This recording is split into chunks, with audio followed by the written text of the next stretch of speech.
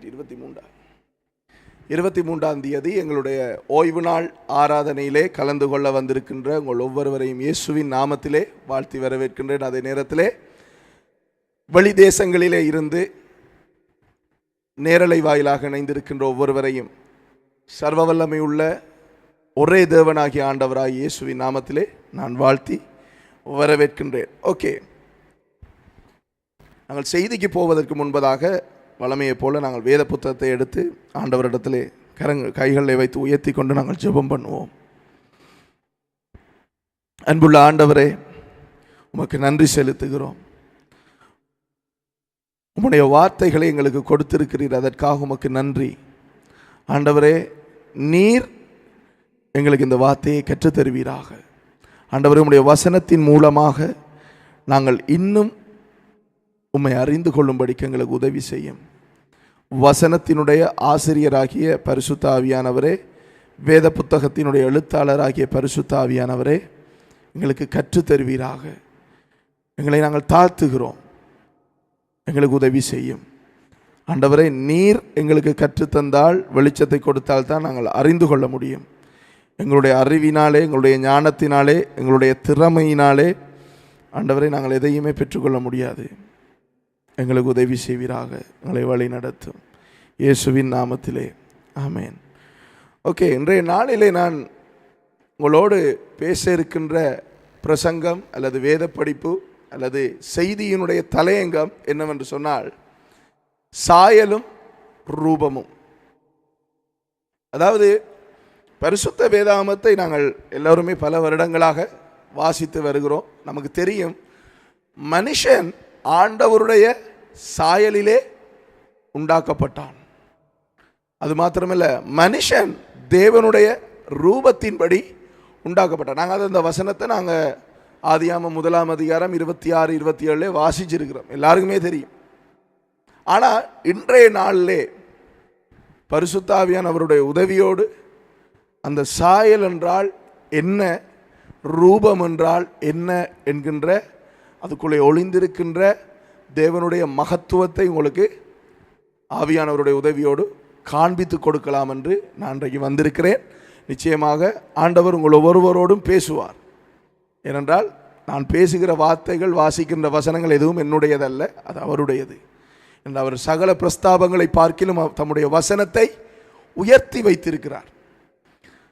அதுக்கு முன்பதாக நம்முடைய ஆண்டவருடைய சிருஷ்டிப்பு எப்படிப்பட்டது என்று சொல்லி நீங்கள் அறிந்து கொள்வதற்கு ஒரு சிறிய வீடியோ கிளிப்பை உங்களோடு ஷேர் பண்ணலாம் என்று நான் விரும்புகிறேன். அந்த வீடியோ கிளிப்பை பார்த்ததுக்கு பின்பதாக இந்த செய்திக்குள்ளே நாங்கள் போவோம். ஏனென்று சொன்னால், அந்த வீடியோ கிளிப்பை பார்த்தீங்கன்னு சொன்னால் தான் உங்களோட மைண்டு கொஞ்சம் செட் ஆகும். ஆண்டவரை குறித்து, ஆண்டவர் எப்படிப்பட்டவர் என்பதை குறித்து நீங்கள் அறிஞ்சு கொள்வீங்க. ஏனெண்டா இல்லைண்டா நம்மளாக்கள் கிறிஸ்தவர்கள் ஆண்டவர் என்றால் என்ன, அவர் ஏதோ சிலுவையில் அடித்து இந்த நேரமும் தொங்கிட்டு இருக்கிற மாதிரியும் அப்படித்தானே, இல்லைண்டா அவருக்கு உடுப்பே இல்லாத மாதிரி சின்ன துண்டோடு இருக்கிற மாதிரி, ஐயோ ஆண்டவர் பாவம்,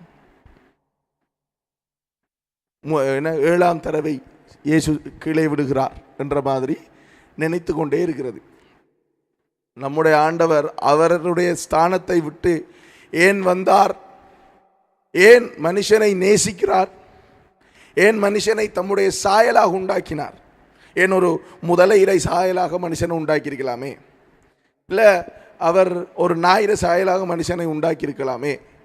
ஏன் தம்முடைய சாயலை மனுஷனுக்கு கொடுத்தார் என்கின்ற வேதத்தினுடைய ரகசியம் இன்றைக்கு உங்களுக்கு வெளிப்படுத்த இருக்கிறது. நேரில் பார்க்குறவர்களுக்கும் இந்த வெளிச்சம் கிடைக்கும். முதலாவது நாங்கள் அந்த வீடியோ கிளிப்பை பார்த்துட்டு பிரசங்கத்துக்குள்ளே கடந்து போவோம்.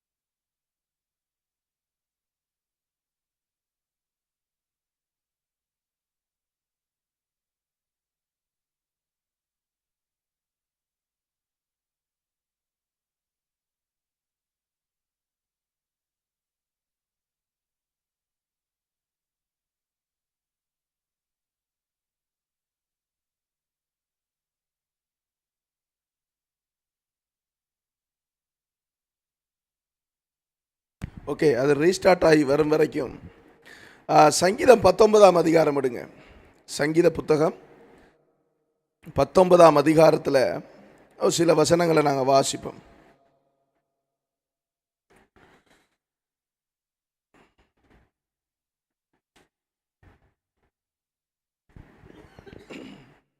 எடுத்துறீங்களா? ஓகே, 19ஆம் அதிகாரம் 1வது வசனத்தை வாசிப்போம். இந்த சங்கீதம் ராகத்தலைவனுக்கு ஒப்புவிக்கப்பட்ட தாவீதின் சங்கீதம்.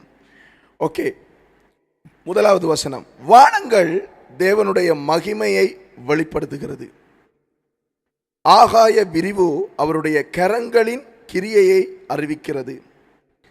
பகலுக்கு பகல் வார்த்தைகளை பொழிகிறது, இரவுக்கு இரவு அறிவை தெரிவிக்கிறது.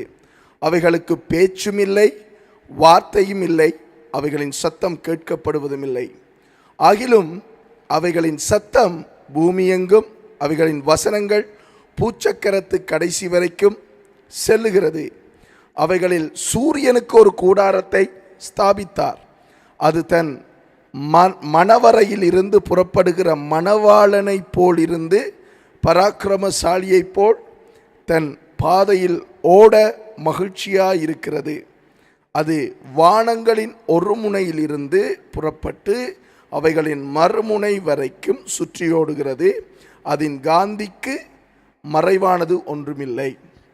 இப்போ சங்கீதம் என்று சொல்லும் பொழுது நீங்கள் தெளிவாக ஒரு ஐடியா உங்களுக்கு இருக்கணும். எப்படின்னு சொன்னால், சங்கீதம் இது பாட்டுன்னு சொல்லுங்க. ஒரு கவிதை எழுதும் பொழுது அவன் ஒரு பெண்ணை பார்த்து அந்த நாள் எழுதுனான். என்ன? கயல் விழியாள். என்னது? மீனை போல கண் உள்ளவள். பெண்ணுக்கு மீனை போல கண் இருக்கு. பெண்ணுக்கு மீனை போல கல் இருந்தால் வெடுக்கு மணக்கும், கிட்ட போக மாட்டான் ஆம்பளை. உண்மைதானே? இல்லை, என்ன மான் விழியாள் என்று எழுதினான். அப்போ அதை மாதிரி இது ஒரு பாடல். சங்கீதம் எப்படிப்பட்டதுண்டா? இப்போ சங்கீதம், பிரசங்கி, யோபு, உன்னத பாட்டு, நீதிமொழிகள், இதெல்லாம் பாடல்கள். அவர்கள் ஆண்டவருடைய காரியங்களை வர்ணித்து மற்றவர்களுக்கு புத்தி சொல்லும் விதமாக எழுதின பாடல்கள். அதான் அது என்னது, சாங்ஸ் என்று சொல்லியிருக்கும், சாம்ஸ் என்று சொல்லியிருக்கும். ஓகே, அப்போ இந்த வசனத்தில் நாங்கள் பார்க்கிறது என்னன்னு சொன்னால், வானங்கள் தேவனுடைய மகிமையை வெளிப்படுத்துகிறது. ஓகே, அது மகிமையை வெளிப்படுத்தும் பொழுது யாராவது கேட்டிருக்கீங்களா? அது மகிமையை வெளிப்படுத்து, தேவனுடைய மகிமையை வெளிப்படுத்துகிற சத்தம் கேட்கிறதா? வேதம் என்ன சொல்லுது? அது சத்தம் கேட்காதுன்னு சொல்லுது. ஆனால் ஏன் இந்த வசனத்தை காட்டு? ஆண்டவருடைய சிருஷ்டிப்புகள் எல்லாமே ஆண்டவரை தான் மகிமைப்படுத்தி கொண்டிருக்கிறது, மனுஷனை தவிர. நாயை ஆண்டவர் படைத்தார். நாய் அன்றையிலிருந்து நாய் குணமாகவே இருக்கிறது. என்ன செய்து? குலைக்குது, டைமுக்கு கக்கா போகுது. இப்போ வீட்டில் வளர்க்குற நாய்க்கு என்ன பிடிச்சி கொண்டே விடணும். அது ரோந்து போனால் அது ரோட்டில் போகும், அப்புறம் அள்ளிட்டு வரும். அதில் வயசு வந்தோடனே அது இனத்தை பெருகுது, எல்லாம் செய்யுது. அதில் சுபாவத்தில் ஏதாவது மாற்றம் வந்திருக்கா? இல்லை. ஆனால் மனுஷனுடைய சுபாவத்தை பார்த்தீங்கன்னு சொன்னால் மாற்றம் வந்திருக்கு. சரிதானே? இப்போ நம்ம இந்த வீடியோவை பார்ப்போம். இந்த வீடியோ என்னத்தை பற்றின்னு சொன்னால், நாம் நம்மடாக்கள் என்னன்னு சொன்னால் குண்டச்சட்டியில் குதிரை ஓட்டுறன்னு சொல்லுவாங்க. இப்போ நாங்கள் நினச்சி கொண்டிருக்கிறோம் நாங்கள் இருக்கிறது தான் பெரிய இது என்று சொல்லி. ஆனால் விஞ்ஞானிகள் ஆராய்ச்சிகளை செய்து பூமி மாத்திரமல்ல, அநேக கோள்கள், அநேக கிரகங்கள் விண்வெளியிலே காணப்படுகிறது. அநேக அதாவது நம்மட கேலக்சி மாதிரி, அதாவது சூரிய குடும்பத்தை போல வேறே சூரிய குடும்பங்களும் உண்டு என்று சொல்லி கண்டுபிடித்திருக்கிறார்கள். அதை ஒரு அனிமேஷனாக செய்திருக்கிறாங்க. அந்த அனிமேஷனில் நீங்கள் பார்க்கும் பொழுது ஒவ்வொரு கிரகத்தினுடைய பரப்பளவு எவ்வளவு என்று சொல்லி அதில் போடுவாங்க. நீங்கள் பாருங்கள், பார்த்ததுக்கு பிறகு நான் பேசுகிறேன்.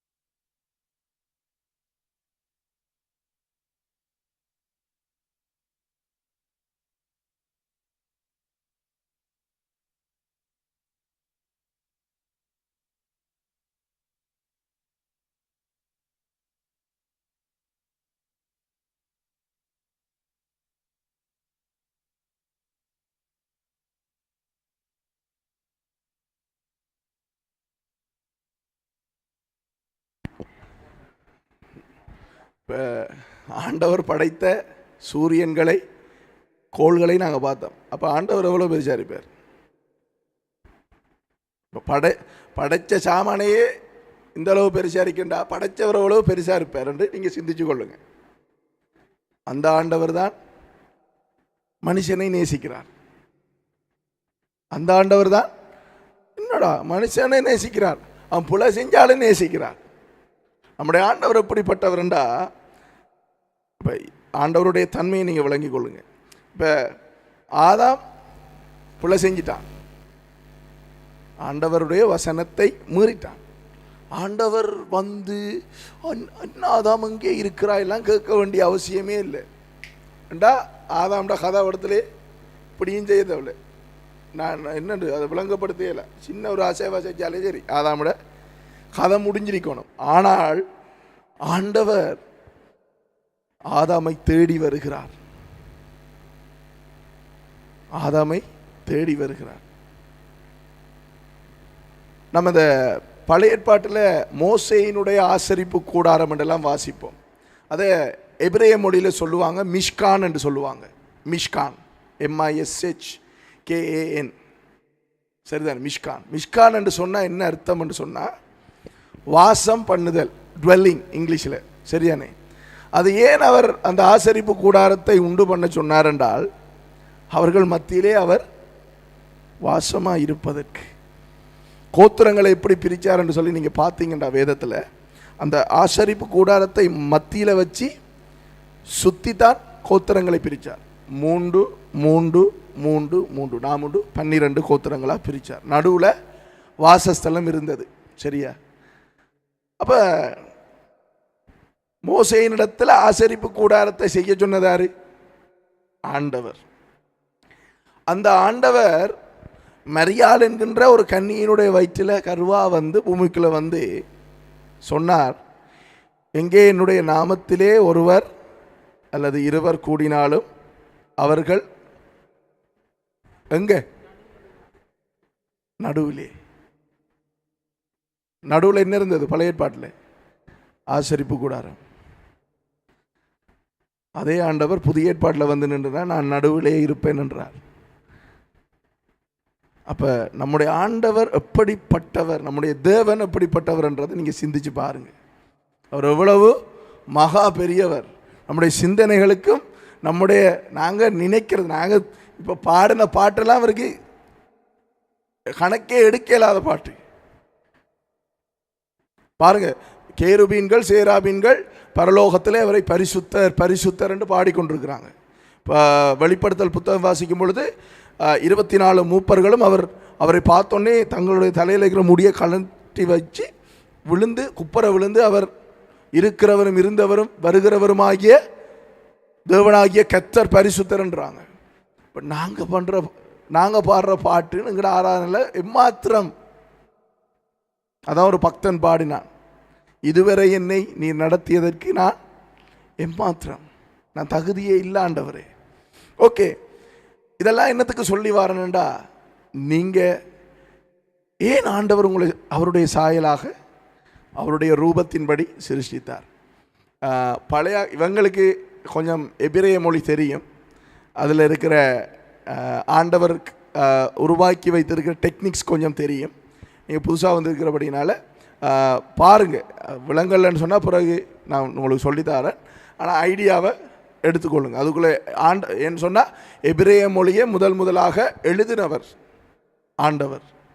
எங்கே எழுதினார்? சீனாய் மலையில் 10 கட்டளைகளை தன்னுடைய விரலினாலே எழுதினார். அந்த கட்டளையை உடைச்சி போட்டான் மோசே. இவங்க கன்றுக்குட்டி செய்தாங்க. ஓப்புஸ் என்று சொல்லப்படுகின்ற கன்றுக்குட்டி தெய்வத்தை செய்து நீதானங்களை நடத்தி வந்த நீ என்று சொல்லி ஆராதிக்க ஆரம்பித்தபடினாலே மோசே எறிந்து உடைத்து போட்டார். இப்போ 2ஆம் தடவை இழைச்சிட்டு போய் எழுதிட்டு வந்தவர் மோசே. என்னத்தை? கட்டளைகளை, நியாயப்பிரமாணத்தை. மொத்தம் 613 நியாயப்பிரமாணம் இருக்குது. அவ்வளோத்தையும் எழுதினவரே மோசே. எப்படி எழுதினார்? ஆண்டவர் சொல்ல சொல்ல எழுதினார். அப்போ ஆண்டவர் ஒரு பாஷையை உண்டாக்கினார், அது எபிரேய மொழி. அந்த பாஷையை ஆண்டவர் உண்டாக்கியிருந்தால் அது ஆரை மகிமைப்படுத்தும்? ஆண்டவர் தானே மகிமைப்படுத்தும். ஆகையினால அதுக்குள்ளே நிறைய சிஸ்டம் எல்லாம் இருக்குது. அதை பார்க்கக்குள்ளே நமக்கு விளங்காது, என்னடா என்ற மாதிரி மண்டுக்குள்ளே ஏறாது. 2 4 ஏறும். ஆனால் ஆண்டவரோட லாங்குவேஜை படிக்கிறது கொஞ்சம் கஷ்டம். அது நான் கடைசியில் உங்களுக்கு நான் பேசுவேன். ஓகே, இப்போ நாங்கள் இந்த வசனத்தில் பார்த்தோம், அவருடைய சிருஷ்டிப்புகள் எல்லாமே அவரை மகிமைப்படுத்துகிறது. அவரை மகிமைப்படுத்த வேண்டும் என்பதற்காகத்தான் ஆண்டவர் எல்லாவற்றையும் சிருஷ்டித்தார். வேறொரு நோக்கத்துக்கும் அவர் சிருஷ்டிக்கல்ல. ஓகே, ரோமர் 11ஆம் அதிகாரம் எடுங்க. ரோமர் 11:36. கொஞ்சம் வேகமாக திருப்புங்க. வேகமாக திருப்பாட்டியும் பரவாயில்ல, டைம் இருக்குது. ரோமர் 11ஆம் அதிகாரம் 31வது வசனம் எடுத்தா சொல்லுங்களா ப்ளீஸ். ஏன்னா நான் கொஞ்சம் வேகமாக எடுத்துகிட்டு வாஜிட்டு போயிடுவேன். நீங்களும் பார்க்கணும் வசனங்களை. ஓகேயா? ஓகே, 36வது வசனம். சகலமும் அவராலும் அவர் மூலமாயும் அவருக்காகவும் இருக்கிறது, அவருக்கே என்றென்றைக்கு மகிமை உண்டாவதாக. ஆமென். இதை இந்த வசனத்தை யோவான் 1ஆம் அதிகாரத்தில் வாசிக்கலாம். அவர் மூலமாய் சகலதும் உண்டாயிற்று, உண்டானதொன்றும் அவராலே இல்லாமல் உண்டாகவில்லை, அவருக்குள் ஜீவன் இருந்தது, அந்த ஜீவன் மனுஷனுக்கு ஒளியாக இருந்தது. இப்போ எல்லாமே அவரால் தான் உண்டாக்கப்பட்டது. இன்க்ளூடிங் பிசாசு, அசுத்தாவிகள் எல்லாமே அவரால் தான் உண்டாக்கப்பட்டது. இப்போ பிசாசை நீங்கள் எடுத்து பார்த்தீங்கன்னா, பிசாசு ஆகிறதுக்கு முதல்ல தேவனுடைய பர்வதத்திலே அவரை ஆராதிக்கிறதுக்காக வைக்கப்பட்ட ஒரு கேரு. அவனுக்கு என்ன பிரச்சனை வந்தது? அங்க உன்னதமானவருக்கு ஒப்பாவேன். அவனுக்கு பிதாவாகிய தேவனோட பிரச்சனை இல்லை, தேவனோட பிரச்சனை இல்லை. ஏன் தேவனோட பிரச்சனை இல்லைன்னா, தேவனுக்கிட்ட அவர் போயிடாது. அவருக்கு யாரோட பிரச்சனை? உன்னதமானவரோட பிரச்சனை. 91ஆம் சங்கீதம் 1வது வசனம் வாசிங்கன்னா அந்த வசனம் எப்படி இருக்கும்? உன்னதமானவரின் மறைவிலே இருக்கிறவன் தான் சர்வ வல்லவருடைய நிழலிலே தங்குவான். அப்போ உன்னதமானவர்ன்றது வேற ஒரு ஆள். நம்முடைய தேவன் பிதா, குமாரன், பரிசுத்த ஆவியானவராக செயல்படுகின்ற தேவன். ஒரே தேவன் 3 விதமாக செயல்படுகிறார். 3 தேவன் அல்ல. ஏன் நான் 3 என்று சொல்றேன்னா, நமக்கு அதை எண்ணும் போது 1 2 3 தான் வரும். அவர் செயல்படுகின்ற விதம். இப்போ சிலாக்கள் சொல்லுவாங்க திரித்துவம் இல்லை என்றுவாங்க. திரித்துவம் உண்மையாகவே வேத புத்தகத்தில் இல்லை. திரித்துவம் என்கின்ற சொல் வேத புத்தகத்தில் இல்லை. ஆனால் தேவனுடைய இந்த தன்மையை விளங்கப்படுத்த முடியாது என்று அறிந்த ஆதி திருச்சபை பிதாக்கள் தேவனுடைய இந்த தன்மை இருக்குதானே, பரிமாணம் என்று சொல்லலாம். இந்த பரிமாணத்துக்கு அவங்க வச்ச பேர் தான் ட்ரைடான், ட்ரினிட்டி, திரித்துவம் என்று வச்சாங்க. இப்போ சிலாக்கள் சொல்லுவாங்க திரித்துவம் ஒரு கள்ள உபதேசம் என்றுவாங்க. திரித்துவம் கள்ள உபதேசம் இல்லை. ஏனென்றால் தேவன், இயேசுவே சொன்னார், நான் என் பிதாவின் சித்தத்தை செய்ய வந்திருக்கிறேன் என்றார். அப்போ குமாரன் இங்கே இருந்து கொண்டு சொல்கிறார். இன்னொரு இடத்துல சொல்லுறார், நான் போவது நலமாக இருக்கும், இல்லாவிட்டால் தேற்றரவாளன் வரமாட்டார் என்றார். அப்போ அவங்க ஒரே தேவன் தான், ஆனால் வித்தியாசமான ஆள் தத்துவங்களை அங்கே வெளிப்படுத்துகிறத பார்க்கிறோம். ஸோ இதை எப்படி நாங்கள் விளங்கி கொள்ளலாம் என்று மூளையால் அறிஞ்சு கொள்ள போனோம் என்று சொன்னால் முடியாது. இப்போ முஸ்லீம்களை பார்த்தீங்கன்னு சொன்னால் அவங்களுக்கு இருக்கிற பிரச்சனை அதுதான். என்ன பிரச்சனை? அதைப்படி அங்கே ஒரு ஆள் இங்கே ஒரு ஆள். அவங்க சொல்கிறாங்க அல்லாஹ் தான் கடவுள் என்றாங்க, ஈசா நபி தூதன் என்றாங்க. ஏனென்றால் அவங்க தங்களுடைய மூளையினால், அறிவினால் தேவனை அறிந்து கொள்ள முற்படும் பொழுது அவங்களுக்கு கன்ஃபியூஷன் ஆகுது. தேவன் எப்படி அறிந்து கொள்ளணும் சொன்னால் ஞானத்தால் தான் அறிந்து கொள்ள வேண்டும். தேவன், அதான் இயேசு சொன்னார், பிதா ஒருவனுக்கு என்னை வெளிப்படுத்தினாலே ஒருவனும் என்னை அறியான். அப்போ வெளிப்படுத்தல் நமக்கு கிடைக்க வேண்டும். அது ஆண்டவருடைய கிருபை. இப்போ நம்ம பார்க்குறோம், நாம மனம் திரும்பி இருக்கிறோம், ரட்சிக்கப்பட்டிருக்கிறோம். இப்போ என்ன பார்த்தீங்கன்னா, நான் கொஞ்ச நாள் பின்வாங்கி போயிருந்தேன், ஆனால் திருப்பி வந்திருக்கேன். வந்ததுக்கு காரணம் என்ன? அவருடைய கிருபை, இரக்கம். நான் ஏதோ திறமையா என்று சொல்லி வந்ததில்லை. நம்மளோட திறமையில் நாம் மனம் திரும்ப முடியாது, வரையும் முடியாது. ஓகே, அப்போ இந்த வசனத்தில் நாங்கள் பார்த்தோம், சகலமும் அவராலே உண்டாக்கப்பட்டிருக்கிறது, அவர் மூலமாய் உண்டாக்கப்பட்டிருக்கிறது, எல்லாமே அவருக்காகத்தான் உண்டாக்கப்பட்டிருக்கிறது. அதை நம்ம தெளிவாக விளங்கி கொள்ளணும். ஓகே, ஆதியாகமம் 1 அதிகாரம் 31 வசனத்தை வாச்சிங்கண்டா,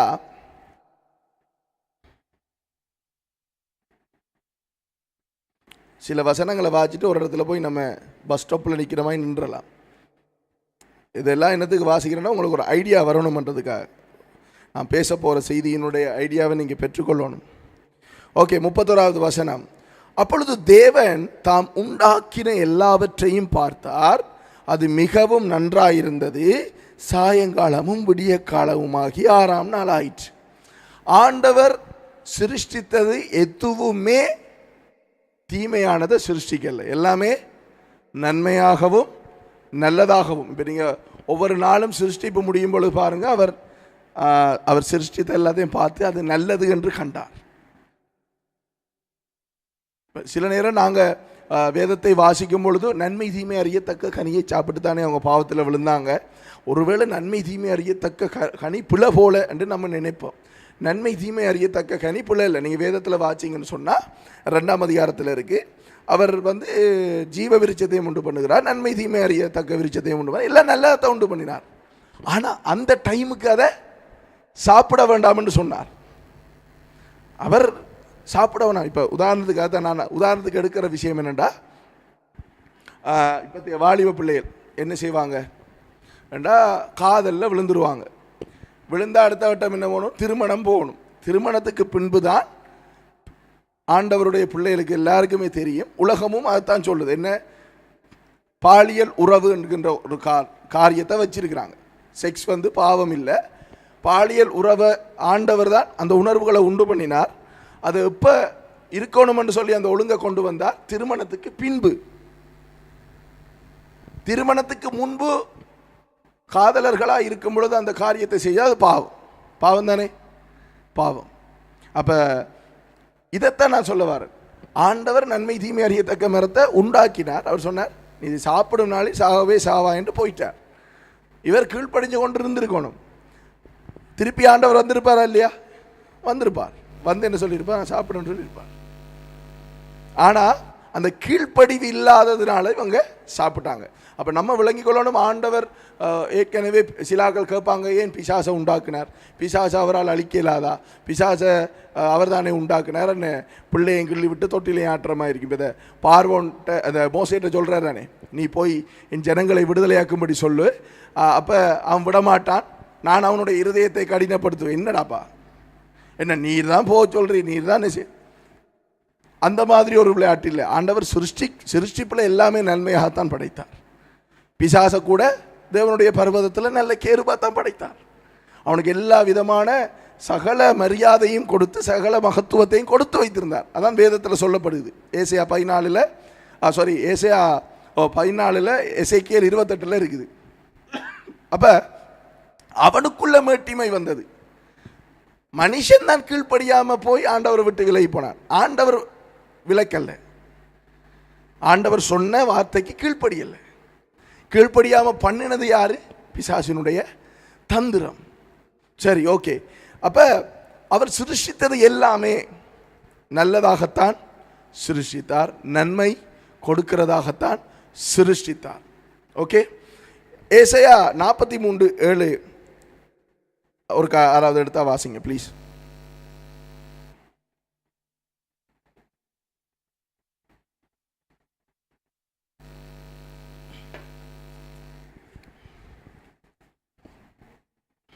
ஏசாயா 43:7.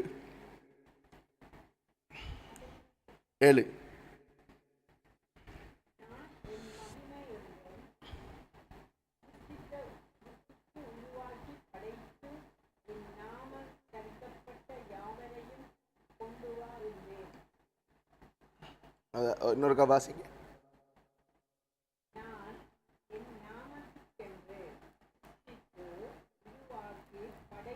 நாமத்துக்குண்டா மகிமை கண்டாரு, வசனம் மாறுது. நான் என் மகிமைக்கன்று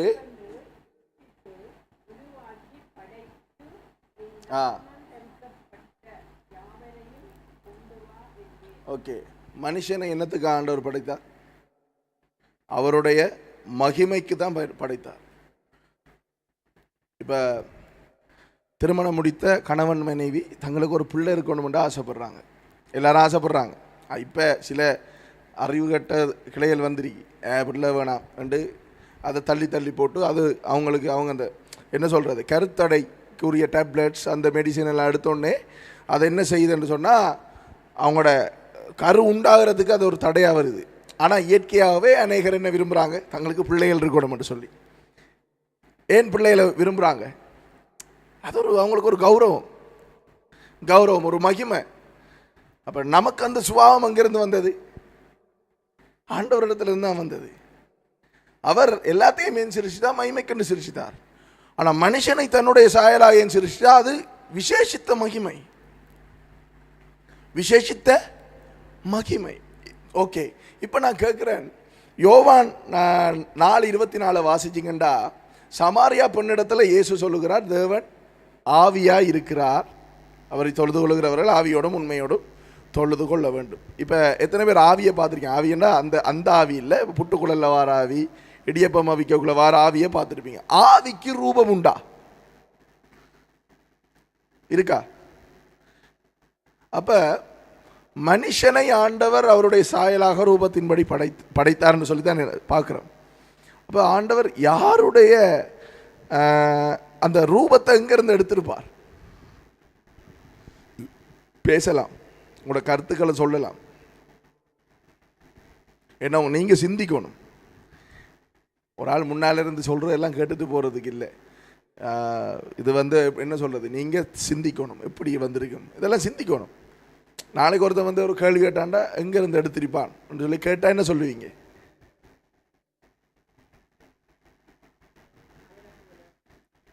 சரி, அவரை போல, சரி அவரை போல தான் படைச்சார், அது பொதுவான பதில். எங்கேருந்து இந்த ரூபத்தை எடுத்தார்? சிம்பிளான பதில், பெரிய டீப்பாலாம் யோசிக்க தேவையில்ல, சிம்பிளான பதில். ஆனால் உங்களுக்கு எதை சொல்கிறேன்னு தெரியாமல் நீங்கள் தடுமாறுறீங்க.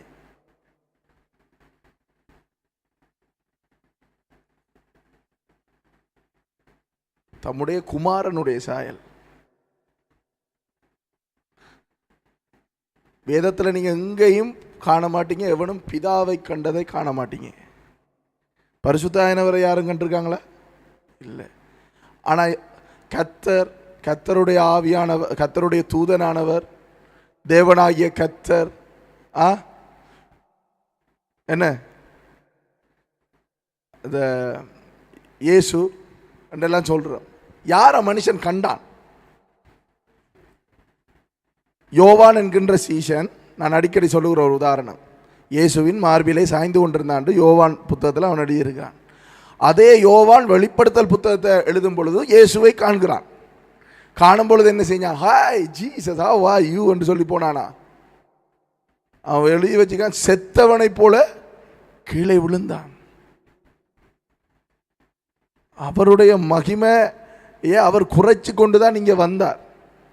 அவர் ஒன்றுக்கும் வழியில், அதான் சிலாக்கள் தாழ்மையாக இருப்பாங்க, என்ன சிம்பிளாக இருப்பாங்க, வெரி சிம்பிளாக இருப்பாங்க அவங்களுக்கு. ஆனால் அவங்களோட பெருமைன்றது அவங்களுக்கு இருக்கிற பொக்கிஷம் பெருசு, ஆனால் தங்களை தாழ்த்தி கொண்டு சிம்பிளாக இருப்பாங்க. அப்போ அதே மாதிரி தான் இயேசு. அதான் நீங்கள் பிலிப்பியர் 2ஆம் அதிகாரத்தில் வாசிக்கும் பொழுது அதில் சொல்லுகிறார், என்ன அடிமையின் ரூபம் எடுத்து மனுஷ சாயலானால். அவர் தேவனுக்கு சமமாக இருப்பதை கொள்ளையாடின பொருளாக எண்ணல, அது ஒரு விஷயமா எடுக்கல. அப்போ அவரே அப்படி இருக்கும் பொழுது நம்மட மனுஷர்களை பாருங்க, கார் வேண்டுனா பெருமை, வீடு கட்டினால் பெருமை, சொத்து சேர்த்தால் பெருமை, சாகும் பொழுது ஒன்றும் வரப்போறதில்லை. இயேசுக்குள்ள இருந்தால் இயேசு மட்டும்தான் வருவார், அதுதான் சத்தியம். ஓகே, இப்போ எங்கேயுமே நம்ம போறதில்லை. ஆதியாகமம் 1ஆம் அதிகாரம் 26, 27 வசனத்துக்கு வாங்க. ஒரேடியா திருப்பினா வந்துடலாம்.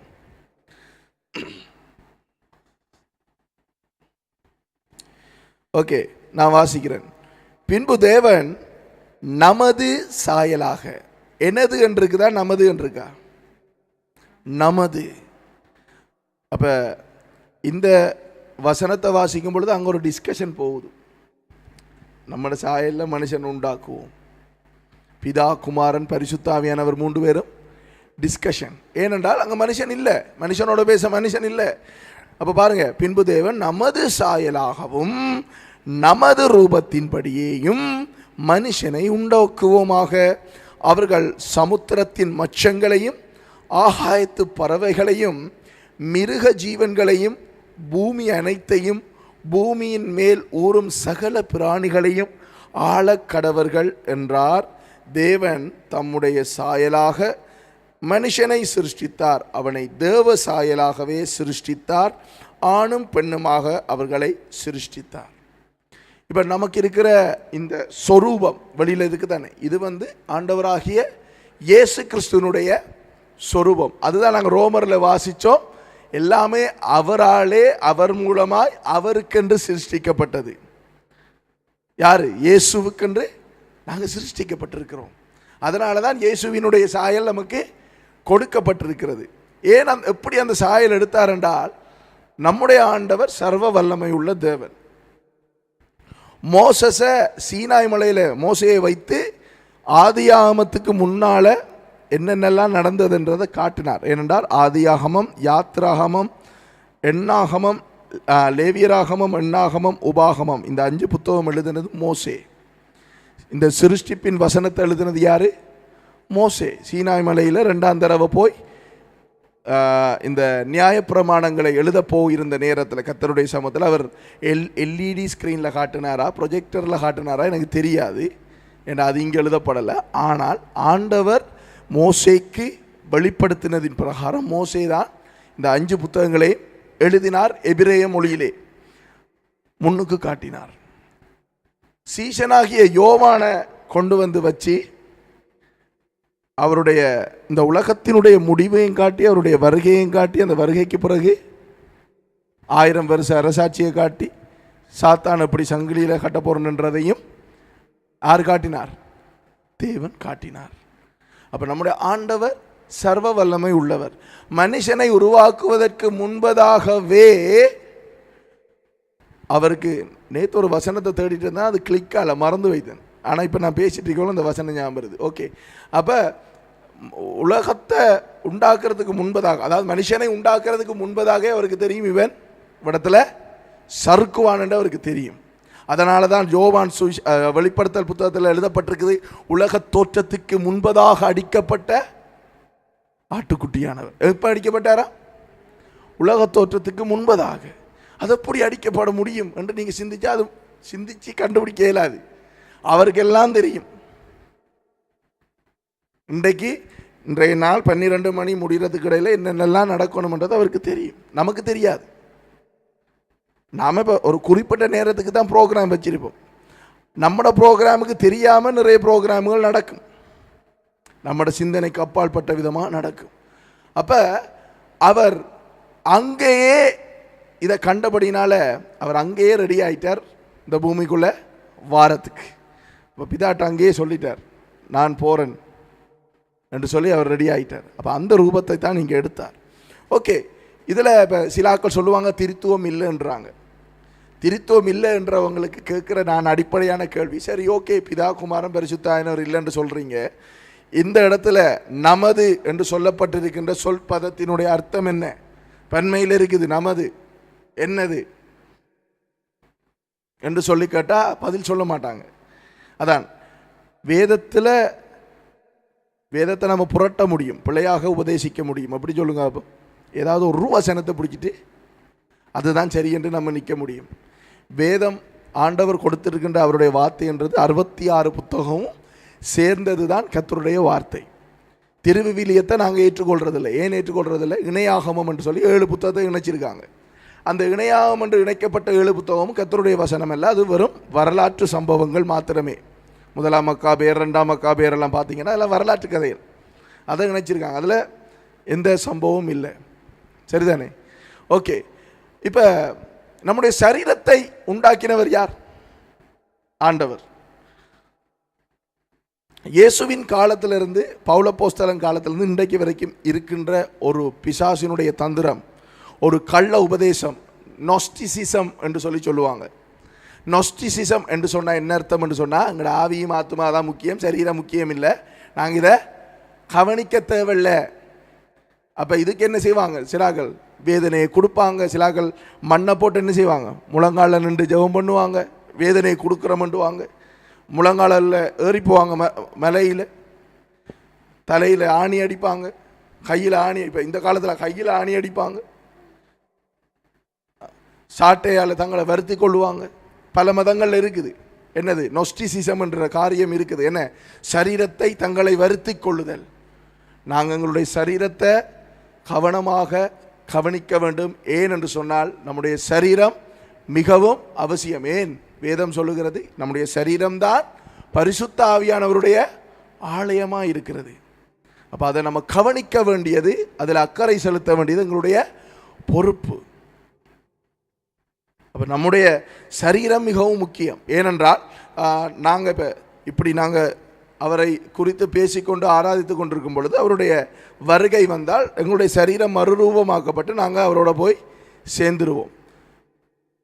மரித்தவர்கள் என்ன செய்யப்படும், அவங்களுடைய சரீரம் புதைகுழிக்குள்ளே இருந்து வெளியில் வந்து மறுரூபமாக்கப்பட்டு அதுவும் தான் போப்புது.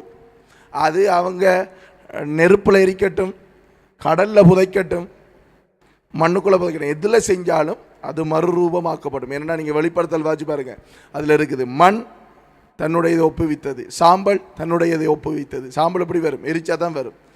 தண்ணீர் தன்னுக்குள்ளே இருக்கிறத தனக்கு உள்ளே இருப்பவர்களை ஒப்புவித்தது என்று சொல்லி இருக்குது.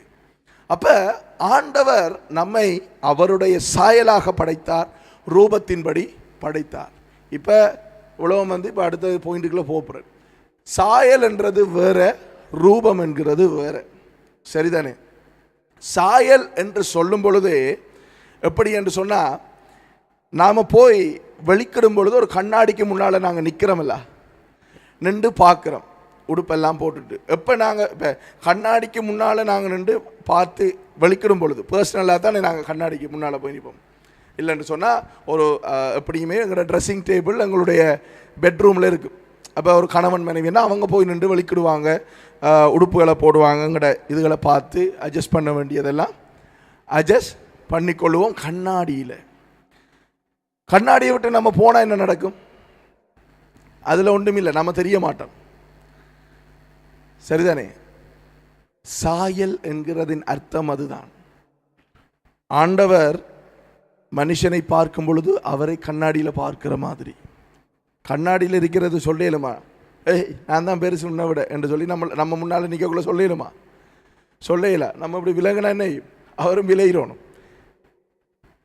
அப்போ கண்ணாடியில் முன்னால் நின்று பார்க்குற அந்த பிம்பம் இருக்குதானே, அதுதான் சாயல். மனுஷன் பாவம் செய்த பொழுது என்ன நடந்தது சொல்லுங்க அப்போ? ஆண்டவர் இப்படி இருக்கிறார், முன்னுக்கும் மனுஷன் இருக்கிறான், கண்ணாடியில் இருக்கிற பிம்பம் இருக்கின்ற விப்பமே இருக்கும் பொழுது பின்னால் இருக்கிற அந்த என்ன பாதரசமா அதை சுரண்டினா நெய் மூத்தில் இன்னும் இருக்கா என்று சொல்லி பார்ப்போம். ஆனால் அது கண்ணாடிலாம் டேமேஜ் வந்திருக்கு. பாவம் செய்யும் பொழுது என்ன நடந்தது, அந்த கண்ணாடி திருப்பப்பட்டது, வேறு டிரெக்ஷனில் திரும்பிச்சு. வேறு டிரெக்ஷனில் திரும்பினா கண்ணாடிக்கு இப்போ கண்ணாடியில் ஏதாவது தெரியுமா? ஒன்றும் தெரியாது. கண்ணாடி ஒரு நபருக்கு முன்னால் இருக்கும் பொழுது அந்த நபர் கண்ணாடியில் தென்படுவார். அப்போ சாயல் என்று சொல்லப்படுகிறது அது.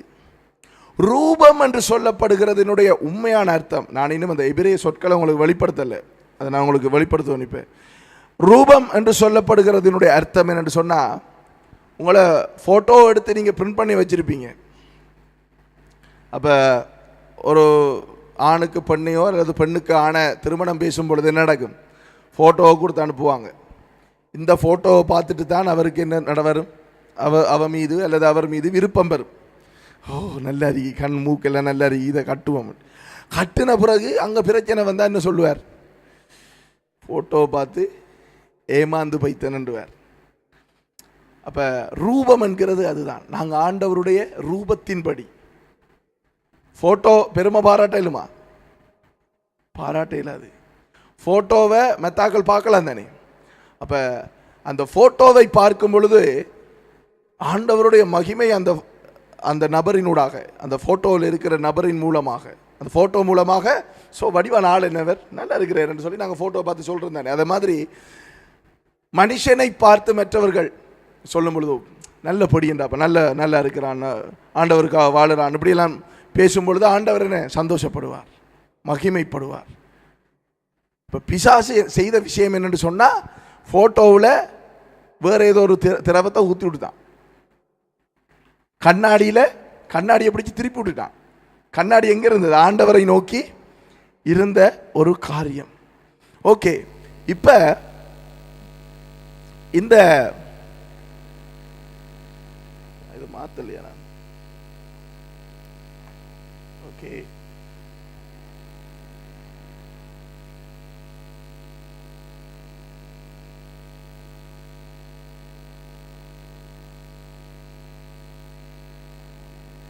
ஓகே.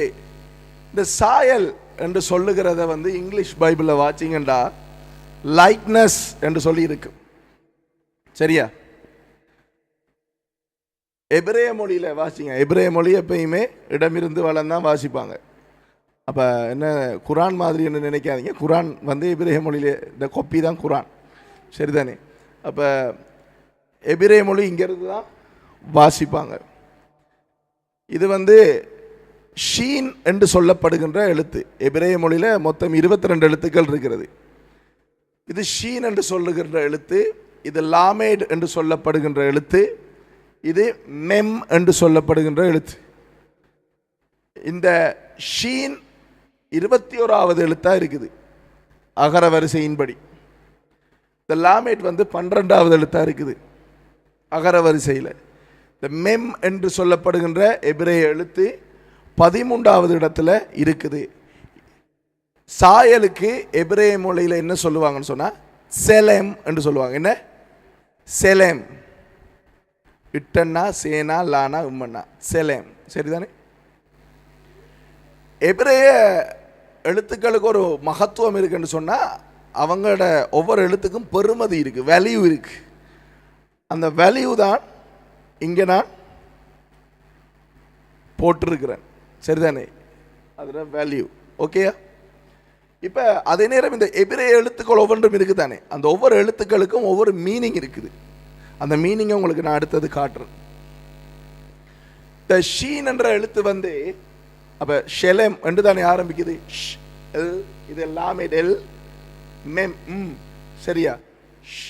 என்னது? ஷெலேம். சரிதானே? இதில் ஷீன் என்ற எழுத்தை பார்த்தீங்கன்னா 21வது எழுத்து எபிரேய அகர வரிசையில். இந்த ஷீனினுடைய அர்த்தம் என்ன? தன்னைத்தானே அழித்து கொள்ளுதல்.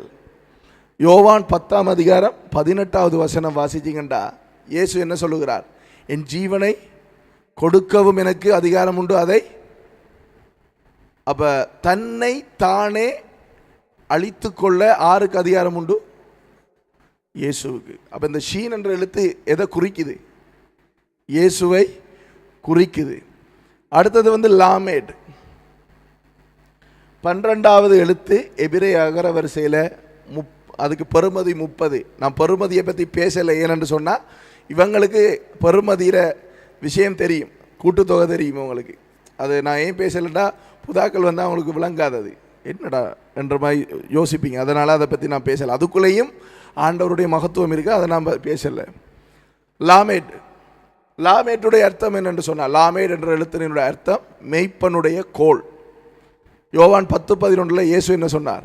நானே நல்ல மெய்ப்பன். அப்போ அந்த எழுத்து யாரை மகிமைப்படுத்துது? இயேசுவை. மெம் அது 13வது எழுத்து எபிரேய அகரவரிசையின் படி.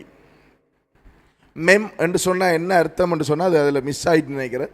தண்ணீர். தண்ணீர் வேதத்தில் என்னத்துக்கு ஒப்பா இருக்கு? அது உங்களுக்கு தெரியும் பழைய ஆக்களுக்கு. இல்லை, தேவனுடைய வார்த்தை. எபேசியர் 5ஆம் அதிகாரம் 26 வாச்சிங்கன்னு சொன்னால், அவர் தண்ணீர் முழுக்கினாலே திருச்சபையை சுத்திகரிக்கிறார். ஆனால் நான் இதில் போட்டிருந்த வசனம் என்று சொன்னால், இயேசு சொன்னார், என்னிடத்தில் விசுவாசமாக இருக்கிறவன் எவனோ அவனிடத்தில் இருந்து என்ன புறப்படும்? ஜீவ தண்ணீர் புறப்படும். அப்போ மெம்ம யாரை காட்டுது? இயேசுவை காட்டுது. அப்போ நாம் அவருடைய சாயலின்படி சிருஷ்டிக்கப்பட்டிருக்கோமா? ஏற்றுக்கொள்கிறீங்களா? எபிரேய சொல் அதில் பாவிக்கப்பட்டிருக்கிற எபிரேய சொல். நான் சொல்கிறது சந்தேகம்னா நீங்கள் என்ன சொல்கிறது, எபிரேய வேதாமத்தை எடுத்து அந்த சொல் தானே அதில் இருக்குன்னு சொல்லி நீங்கள் வாசித்து பார்க்கலாம். நான் ப்ளூடா விடலை, மற்றது லைவில் போகுது, நிறைய பேர் பார்ப்பாங்க. அதில் இருக்கிற செலேம் என்ற சொல் நாம் தேவனுடைய சாயல். நாம் தேவனுடைய சாயல் என்றதுக்கு அந்த ஒவ்வொரு எழுத்துக்குள்ளேயுமே இருக்குதா இல்லையா? ஆறு இதை வச்சு அது உள்ளுக்குள்ளே ஆண்டவருடைய மகத்துவம். மனுஷனால் அது சிந்திக்க முடியாது. அடுத்தது ரூபம். ரூபத்தை இங்கிலீஷ் பைபிளில் பார்த்தீங்கன்னு சொன்னால் இமேஜ் என்று சொல்லி போட்டிருப்பாங்க. இந்த இமேஜை எபிரேய மொழியில் எப்படி வாசிப்பாங்கன்னா டெமூத். எப்படி? டெமூத். டேனா மூனா இத்தன்னா, இங்கிலீஷில் DEMUTH, டெமூத். சரிதானே? டெமூத்தில் முதலாவது எழுத்து டாலேத் என்று சொல்லப்படுகின்ற எபிரேய எழுத்து. அது எபிரேய அகர வரிசையில் 4வது எழுத்து. இந்த டாலேத் என்று சொல்லப்படுகின்ற எழுத்து அதனுடைய அர்த்தம் என்னென்றால் வாசல், அல்லது இங்கிலீஷில் பார்த்தீங்கன்னா டோர் என்று இருக்கும். வாசல் யார்? யோவான் 10:9 என்ன சொன்ன? நானே வாசல். அடுத்த எழுத்து மெம். அது நான் உங்களுக்கு அப்போதையே விளங்கப்படுத்திட்டேன். அது 13வது எழுத்து. அது தண்ணீருக்கு ஒப்பாக இருக்கிறது. அது தண்ணீர் என்று சொல்லும் பொழுது வார்த்தை, இயேசுதான் வார்த்தை.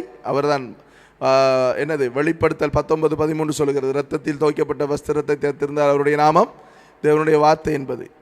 யோவான் 1ஆம் அதிகாரத்தில் நீங்கள் வாசிக்கலாம், ஆதியிலே வார்த்தை இருந்தது, அந்த வார்த்தை தேவனிடத்தில் இருந்தது, அந்த வார்த்தை தேவனாக இருந்தது, ஆதியிலே அவர் தேவனோடு இருந்தார், அவர் மூலமாய் சகலம் உண்டாயிற்று, உண்டானதுண்டும் அவரால் இல்லாமல் உண்டாகவில்லை. அடுத்த எழுத்து இது வாவ் என்று சொல்லப்படுகிற எழுத்து. வாவ் எபிரேய எழுத்து. இது 6வது எழுத்து எபிரேய அகர வரிசையில். இந்த எழுத்தினுடைய அர்த்தம் என்னென்றால் கூடாரம்.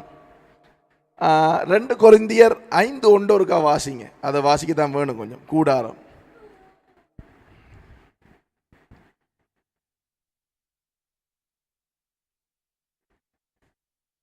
ரெண்டு கொரிந்தியர் 5:1.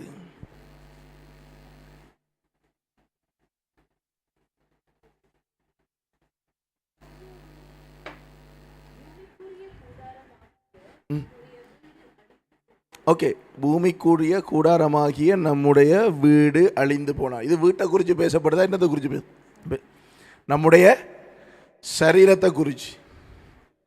அப்போ நம்முடைய சரீரத்தை கொடுத்தது யாரு? தேவன். யாருடைய சாயல்? எந்த ரூபத்தில் கொடுத்தார்? அவருடைய ரூபத்தில். அதுதான் அந்த வசனம். அப்போ இது வாவ் என்று சொல்லப்படுகின்ற எழுத்து. இந்த எழுத்து டவ் என்று சொல்லப்படுகின்ற எழுத்து. இதுதான் எபிரேய எழுத்திலேயே கடைசி எழுத்து, 22வது எழுத்து. மொத்தமே இங்கிலீஷில் 26, தமிழில் 247, சிங்களத்தில் எத்தனை தெரியா? எபிரேயத்தில் 22 எழுத்து தான். ஓகே, இந்த டவ் என்று சொல்லப்படுகிற எழுத்தினுடைய அர்த்தம் குறுக்கே போடப்பட்ட 2 தடிகள். எப்படி குறுக்க தடியை போடுவீங்க? நீங்கள் சொல்லுங்கள், உங்களுக்கு தெரியும் தானே. காப்பன்ட்ரி குறுக்க தடி எப்படி போடுற?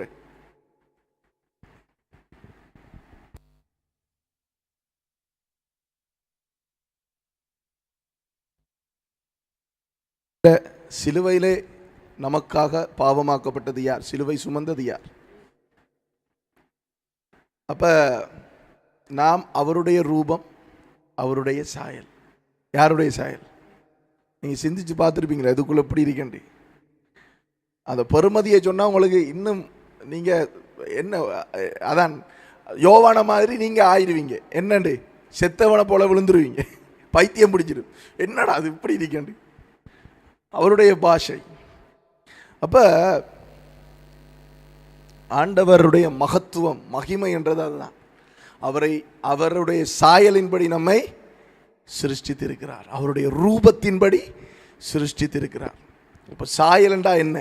என்று சொல்லி நீங்கள் உங்களுக்கு காட்டிட்டேன். அப்போ 2 எபிரேய சொற்கள் உங்களுக்கு இன்றைக்கி சொல்லி கொடுத்துருக்கேன். ஒன்று செலேம், அடுத்தது டெமுத். விளக்கிட்டா? செலேம் என்றதன் அர்த்தம் என்னன்னு சொன்னால், நாங்கள் கண்ணாடிக்கு முன்னால் நின்று பார்க்கறது போல. கண்ணாடியில் இருக்கிற பிம்பம் அது எதுவுமே செய்ய இயலாது, அவர் பெருமை பாராட்டுறதுக்கோ எதுவுமே கதைக்கிறதுக்கு இயலாது, தகுதியற்ற ஒரு பிம்பம் அதில் இருக்கிறது. கண்ணாடிக்கு முன்னால் இருக்கிற நமக்குத்தான் சதை இருக்கு, ரத்தம் இருக்கு, எல்லாமே இருக்கு. அதே போல நம்முடைய தேவன் தான் நம்மளை விட பெரியவர். நாம் பெற்றிருக்கின்ற எல்லாமே அவர் நமக்கு கொடுத்தது. டெமுத் என்று சொல்லுகிறது ஒரு ஃபோட்டோகிராஃபி மாதிரி, அதாவது ஒரு ஃபோட்டோ மாதிரி, ஒரு இமேஜ் பிக்சர் மாதிரி. அப்போ அதில் இருக்கிற அந்த பிக்சர் நான் இதில் இருக்கிறவரை விட நான் பெரிய ஆளுன்னு அந்த ஃபோட்டோ சொல்ல முடியாது. அதே மாதிரி தான் நாம் தேவனுடைய ரூபத்தின்படி சிருஷ்டிக்கப்பட்டிருக்கின்றோம்.